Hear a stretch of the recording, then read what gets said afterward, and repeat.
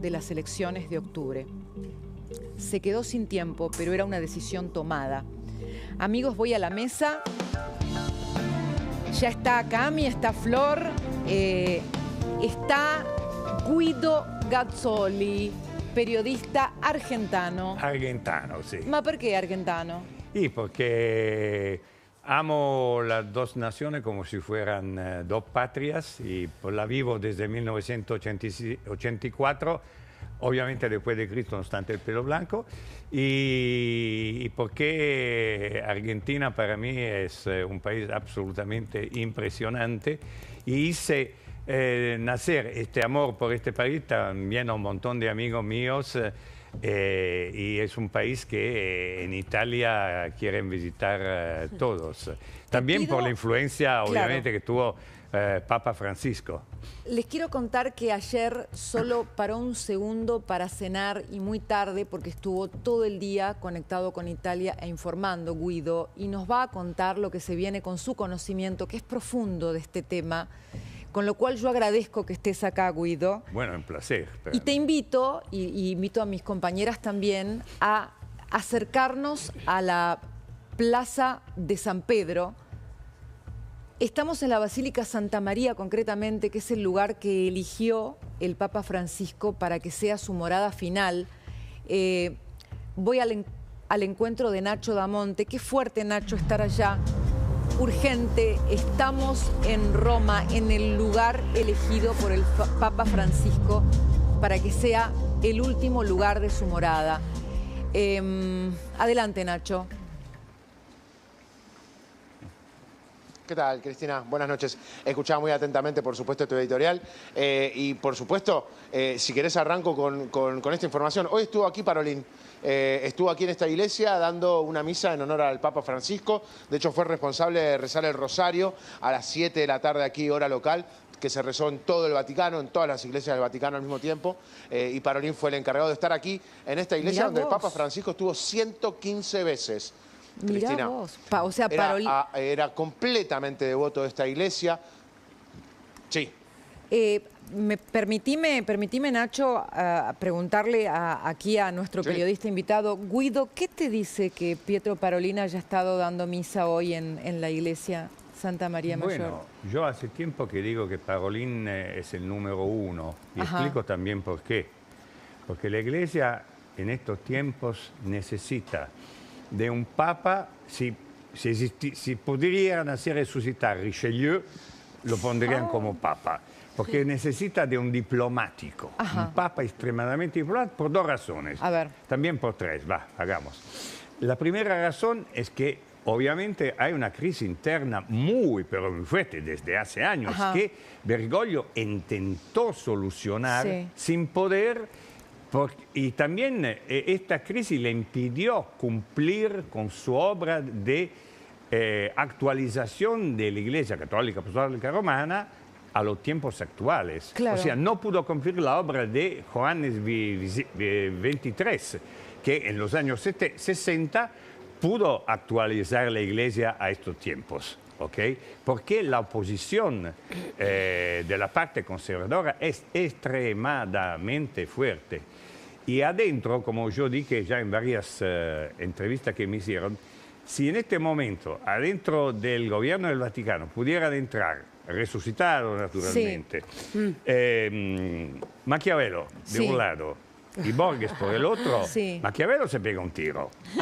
Y Borges se pone a los gritos y dice, no, chicos, la metafísica la hice yo.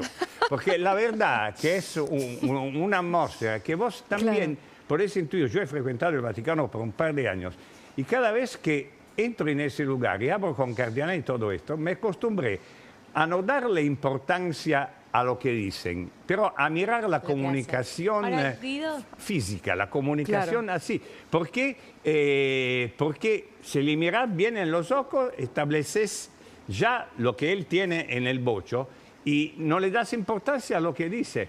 O sea, es toda una interpretación. Acá necesitamos un papa verdaderamente muy diplomático. Y Parolin, no obstante, muchas veces se peleó con Francisco. Yo me acuerdo de una vez que cuando empezó la guerra en Ucrania, Francisco agarró el Fiat 500 y se fue directamente a hablar con el embajador de Rusia. Derechito, derechito. Y cuando Parolin se enteró de esto, dice, no, nosotros estamos trabajando abajo a ver, por la democracia. Guido, no me contestes ahora. Sí, no te contesto. ¿Vos tenés el nombre de quien para vos va a ser papa hoy a tu criterio? ¿A mi criterio? Espera, no me lo digas. No me lo digas. Se quedó congelado. Espérame, Guido, no me digas ahora, espera. Levanto la mano. Me considero preso político. No. Bueno. Está con la Mona Lisa en la corbata. Me encanta, Guido. Un genio.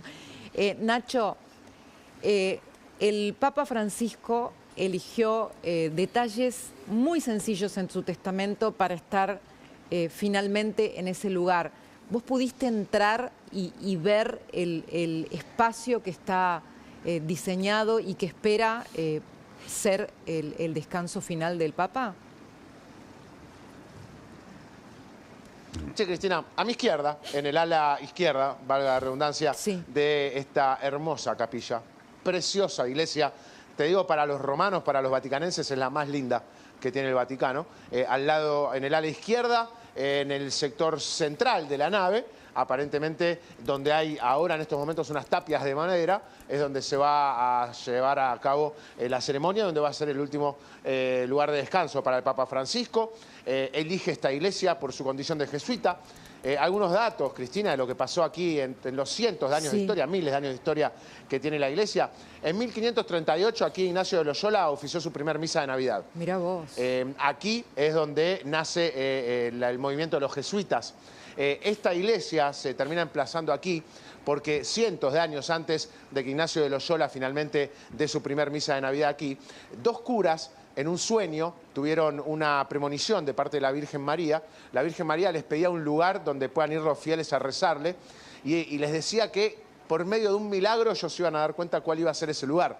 Bueno, pocos días después, en una mañana de mucho frío en Roma, en la cual no nevó en Roma, detrás mío, donde está la iglesia ahora, había una colina, sí nevó. Los curas lo tomaron como una señal, como un milagro, y decidieron comenzar a construir aquí esta iglesia tan linda que desde ese momento, una vez al año, celebra el Día de la Nieve. En ese Día de la Nieve se recuerda el momento en el que los sacerdotes tomaron la decisión de emplazar la primera iglesia de los jesuitas. ¿Por qué le gustaba tanto a Francisco? Porque venía caminando, Cristina. Claro. Venía caminando. Al comienzo de su papado, Francisco hacía las 40 cuadras caminando, pese a que todos le decían que no. Él venía caminando, venía aquí antes y después de cada viaje, se tomaba su tiempo para rezar, para dialogar con los trabajadores de la capilla, con el sacerdote de la capilla, y se convirtió en su segunda casa, para él su primer casa. Bien. Aquí es donde está el santo más importante, que es la Virgen María, por supuesto, a la cual él le ha resultado devoto durante tanto tiempo. Y por supuesto aquí nace los jesuitas, primer papa y único jesuita que tuvo la Iglesia Católica. Y bueno, tiene lógica ahora, ¿no?, con toda esta historia, que vaya a querer descansar aquí, ¿no? Muchas gracias, Nacho. Quédate ahí porque enseguida seguramente regresamos, pero vuelvo con las chicas a hablar con Guido para que nos revele. Mirá que si llegás a acertar esto, te vamos a volver a llamar para decirte que, para que nos digas, nos anticipes otras cosas, porque... Yo me baso sobre la lógica. A ver, dale. Okay. ¿Quién va a ser pronóstico, proyección, predicción de Guido Gazzoli? ¿Quién va a ser el próximo Papa? Guido Gazzoli, pero no hay problema. Para mí, vuelvo a repetirle, Parolin, por una cuestión de lógica, porque... Le vuelvo a repetir, estamos en una situación de una crisis muy grave adentro de la Iglesia, que Bergoglio, con su romanticismo, vamos a decir, no pudo solucionar. ¿Por qué romanticismo? Porque lo considero un papa, un progresista romántico, ¿me entendés? Porque tenía que, digamos así, hacer verdad un sueño que él tenía, de un cambio total y integral. No lo pudo hacer, pero porque hubo una oposición muy fuerte. Y entonces, al día de hoy, se necesita un papa muy Roma y poco antico. O sea, muy con los pies a la tierra. Claro, Roma, no antico. Parte de la enseñanza o parte de la línea de Francisco era una línea que privilegiaba lo pastoral ante la doctrina, o sea, menos duro con la doctrina y más de salir a buscar los fieles, salir a recuperar a los jóvenes, hacer lío. Ahora, Parolin tiene, en todas las crónicas de los especialistas dicen, tiene un defecto, que no es carismático. Sí. ¿Cómo pesa eso? ¿O cómo juega eso? Porque Juan Pablo II, que fue un gran papa en términos pastorales, era carismático. Bergoglio era carismático. Sí. Sí. Benedicto no. No tanto, y bueno. Este no debe ser carismático porque se encuentra en el medio de una asamblea de consorcio. En el sentido que, para decirlo en pocas palabras, acá se necesita solucionar el problema interno de la Iglesia y después, chicas, etcétera, etcétera, etcétera, solucionar el problema externo de un mundo que está cambiando de forma impresionante, no paulatinamente, a una cierta velocidad, de una Europa que se está autodestruyendo, ¿ok? Y la Iglesia tiene que volver a tener una presencia impresionante, pero muy diplomática, para invitar al diálogo de forma muy contundente a todos. O sea, un papa asiático para vos no viene, Guido. El papa asiático puede venir, va a ser una sorpresa más grande de la que encontrás en el huevo de Pascua. Okay. Para mí, no. También, si hay que decir una cosa, que la influencia de Asia en un futuro próximo, en términos económicos y políticos, va a ser gigante. Recordamos que en Asia hay solamente un 3% de católicos. Claro. Guido, y que Bergoglio abrió, y esto fue uno de sus éxitos, digamos así, abrió la puerta con China. Totalmente. Que no es poco. No, es un montón. Independientemente de su pronóstico, ¿quién cree que sería el mejor papa en función de su conocimiento sobre los candidatos? El mejor papa. Para la Iglesia que se viene, ¿no? Para lo que necesita, según su criterio, por supuesto, la Iglesia. Tu favorito, aunque no sea el que vos crees que va a salir. Mi favorito personal es siempre Parolin. Siempre Parolin, porque además lo conozco porque tuvimos contactos vía mail. Nació el mismo día que yo, tiene él también 70 pirulos. Hay un sesgo 17 de enero de 1955 ¿no? después de Cristo, de él también. Tenemos también esta cosa en común. Pero pude escucharlo hablar un montón de veces. Es una persona con los pies sumamente en la tierra. Y se necesita verdaderamente esto ahora. Después puede aparecer el gran revolucionario que va a completar el ciclo que Bergoglio no pudo terminar. Pero en este momento hay que poner sobre todo la lógica en el medio y la diplomacia. Perdón, porque Guido, vivimos en un mundo complicado. Guido, me intriga este proceso tan complejo, hermético, lleno de intrigas palaciegas que tiene el cónclave. ¿Qué nos podés decir si nos tuvieras que explicar realmente cómo son las negociaciones ahí dentro?